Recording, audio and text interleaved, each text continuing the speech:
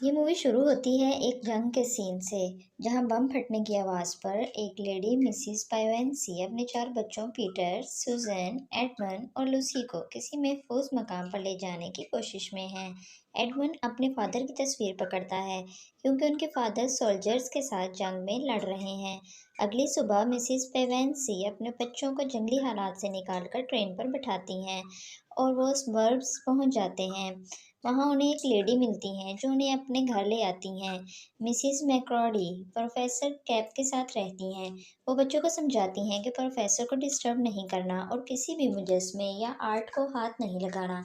ये बताकर उन्हें उनके कमरे में छोड़ जाती है। अगले दिन सब एक कमरे में रहकर बोर हो जाते हैं तो लूसी उन्हें हाइड एंड सीक खेलने का कहती है।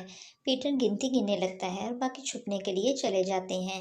लूसी छुपने के लिए जगह ढूंढती ढूंढती एक खाली कमरे में आती है जहां उसे एक पर्दे के पीछे अलमारी नजर आती है।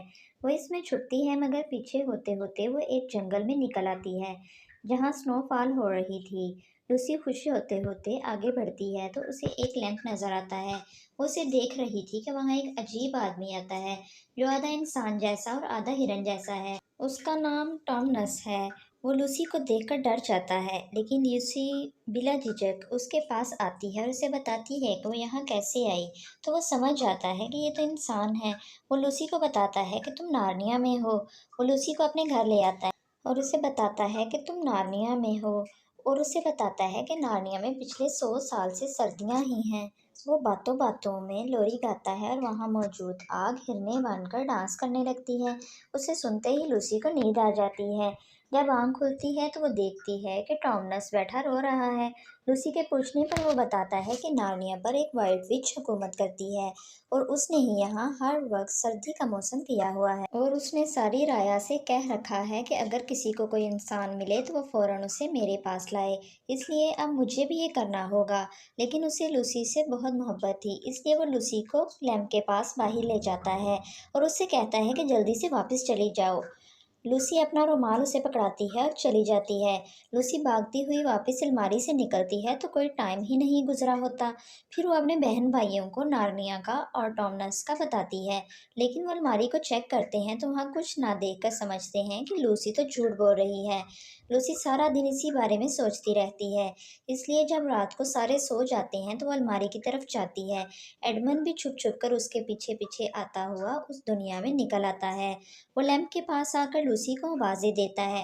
तभी वहाँ व्हाइट विच आ जाती है और उसके डराने पर एडमंड सब बता देता है कि हम कितने बहन भाई हैं और साथ के साथ ही टॉमनस का भी बता देता है। फिर व्हाइट विच उसे अपने पास बैठाती है और उसे टर्किश डिलाइट देती है और कहती है कि मेरे अपने बच्चे नहीं हैं, इसलिए मैं तुम्हारी फैमिली से मिलना चाहती हूँ। वो एडमंड को पहाड़ों के पीछे अपना महल दिखाती है और कहती है कि अगर तुम अपने बहन भाइयों को मुझसे मिलवाओ तो मैं तुम्हें अपना बेटा बना लूंगी और फिर तुम किंग बन जाओगे। ये कहकर वो वहाँ से चली जाती है। फिर लूसी वहाँ आती है। वो उसे देखकर खुश होती है और उसे व्हाइट विच के बारे में बताती है और कहती है कि हमें यहाँ से जल्दी जाना होगा, इससे पहले कि व्हाइट विच हमें देख ले। वो दोनों भागते हुए अलमारी से बाहर आते हैं।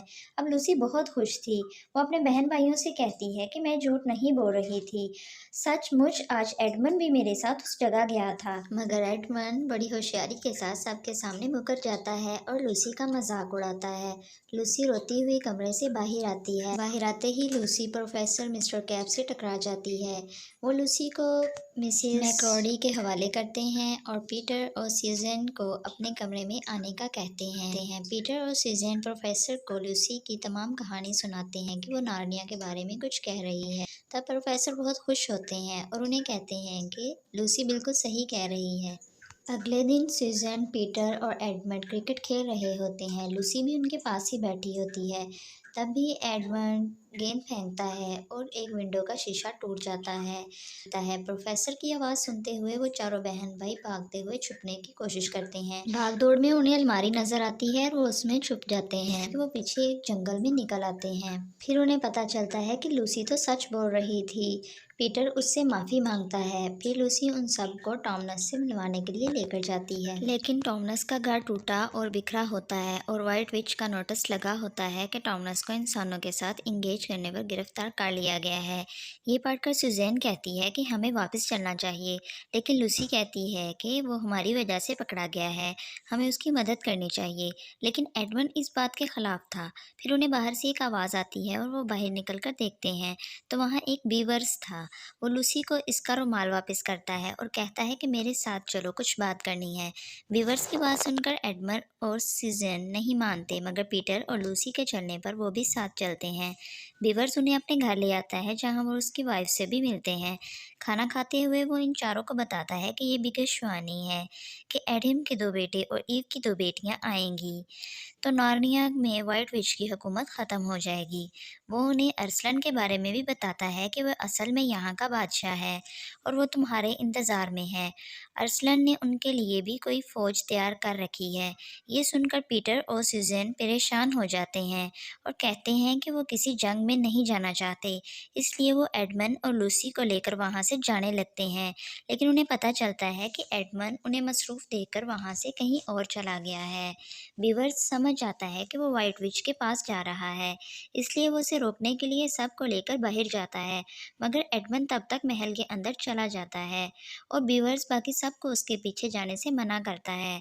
बीवर्स उन्हें बताता है कि व्हाइट विच एडमंड के ज़रिए तुम्हारा पता लगाकर तुम्हें मारना चाहती है, ताकि उसकी हुकूमत बची रहे। बीवर्स बताता है कि अब तुम्हारी मदद सिर्फ अरसलन कर सकता है। अब दूसरी तरफ एडमंड वहाँ बहुत सी मखलूक को देखता है जो कि फ्रीज़ हैं। तभी व्हाइट विच का वॉल्फ मॉग्रम वहाँ आता है और उसे व्हाइट विच के पास ले जाता है। व्हाइट विच उसे अकेला देखकर गुस्सा करती है। उस पर एडमंड बता देता है कि उसके भाई बहन बीवर्स के पास हैं और एड्रेस भी बता देता है। फिर व्हाइट विच मॉग्रम को बाकी वॉल्फ के साथ बीवर्स के घर भेजती है। वो वहाँ पहुँचते हैं, मगर बीवर्स तीनों को लेकर एक सुरंग के ज़रिए वहाँ से निकल गए हैं। बाहर निकलते ही उन्हें एक फॉक्स मिलता है, जो कि अरसलन का साथी है। वो उन्हें दरख्त पर चढ़ा देता है और खुद वोल्फ के सामने आकर कहता है कि मुझे इंसानों का नहीं पता, मगर उनके मारने पर वो उन्हें इंसानों का गलत पता बता देता है। वो रात वहीं रहते हैं। जब व्हाइट विच को पता चलता है कि इंसान भाग गए हैं, वो जेल में आकर एडमंड को डराकर पूछती है, जिस पर वो अरसलन का नाम ले देता है। इससे पहले कि एडमंड और बताए, टॉमनस बोल पड़ता है। विच उससे कहती है कि एडमंड ने ही तुम्हारा पता बताकर तुम्हें गिरफ्तार करवाया। फिर वो टॉमनस को बाहर भेजकर फौज तैयार करने का कहती है। फिर बीवर अरसलन के पास पहुंचने का रास्ता बताते हैं, जो कि बर्फीली नदी के पार है। उधर विच एडमंड को अपने साथ ले जाने के लिए बाहर बुलवाती है, तो वो देखता है कि टॉमनस को तो विच ने फ्रीज कर दिया है। व्हाइट विच एडमंड को अपने साथ बटाते हुए उसके बहन भाइयों को ढूंढने के लिए निकलती है। अब दूसरी तरफ दिखाया जाता है कि वो सब बीवर्स के साथ सफ़र कर रहे हैं। तभी पीछे उन्हें एक सवारी नज़र आती है। वो समझते हैं कि व्हाइट विच है, वो छुप जाते हैं, लेकिन बीवर्स बाहर निकलकर देखता है तो उनको भी बाहर आने का कहता है। वो जब बाहर निकलते हैं तो उन्हें फादर क्रिसमस मिलते हैं। वो उन्हें कहते हैं कि अब व्हाइट विच की हुकूमत ख़त्म हो जाएगी। फिर वो उन्हें गिफ्ट्स देते हैं। वो लूसी को एक लिक्विड देते हैं जो कि हर ज़ख्म भर सकता है, और एक चाकू। वो सुज़ैन को तीर और एक हार्न देते हैं, जिसे बजाने पर मदद पहुंच जाएगी। पीटर को तलवार और शील्ड देते हैं और कहते हैं कि सर्दियां ख़त्म होने वाली हैं। फिर वहां से चले जाते हैं। तभी पीटर को ख्याल आता है कि अगर सर्दियां ख़त्म हो गई तो ये दरिया पिघल जाएगा। फिर वो देखते हैं तो वाकई वो पिघल रहा है। वहां पर वॉल्फ भी पहुंच जाते हैं, लेकिन तभी बर्फ़ पिघलती है और नीचे गिरती है और वॉल्फ उसके नीचे दब जाते हैं। लेकिन वो बहन भाई और बीवर्स बचकर जंगल में निकल आते हैं। वो देखते हैं कि बर्फ़ पिघलने पर बाहर आने लगी है। वो अरसलन के कैंप की तरफ जाते हैं। अब दूसरी तरफ व्हाइट विच के वॉल्फ फॉक्स को पकड़ कर लाते हैं। पूछने पर फॉक्स कुछ नहीं बताता। व्हाइट विच उसे मारने लगती है। तभी एडमंड बता देता है कि अरसलन फौज तैयार कर रहा है और उसका पता भी बता देता है। फॉक्स बेचारा कुछ नहीं कर पाता। व्हाइट विच उसे फ्रीज कर देती है और एडमंड को थप्पड़ मारती है और कहती है कि एक साइड के रहो। फिर वो वॉल्फ को फौज तैयार करने का कहती है ताकि हमला कर सके। दूसरी तरफ दिखाया जाता है कि वो सब अरसलन की हुकूमत में पहुंचते हैं तो सब उनको सल्यूट करते हैं। फिर अरसलन बाहर आता है। वो एक बहुत बड़ा लायन है। वो 3 बहन भाइयों को देखकर चौथे का पूछता है, जिस पर एडमंड के बारे में पीटर सब बता देता है। सारी फौज गुस्से में आ जाती है। फिर अरसलन पीटर से बात करता है और कहता है, हम एडमंड को ज़रूर बचा लाएंगे। उधर सुज़ैन और लूसी दरिया के किनारे खेल रही थी। तभी मॉर्गन एक और भेड़िए के साथ उन्हें मारने आता है। सुज़ैन हॉर्न बजाती है, जिस पर अरसलन, इसकी फ़ौज और पीटर इसकी मदद को पहुंचते हैं। अरसलन सबको रोक देता है कि ये मुकाबला पीटर का है, वो खुद सीखेगा। ये सुनकर पीटर खुद इससे लड़ता है और उसे मार देता है। दूसरा वॉल्फ वहां से छूटकर भागता है तो अरसलन अपनी फ़ौज उसके पीछे भेजता है ताकि एडमंड का पता लगा सकें। खुद वो पीटर को शाबाश देता है। फ़ौज वॉल्फ को पीछे करते हुए एडमंड तक पहुंचती है और उसे छुड़वा कर ले आते हैं। व्हाइट विच को बाद में पता चलता है। अब एडमंड को अरसलन के पास लाया जाता है।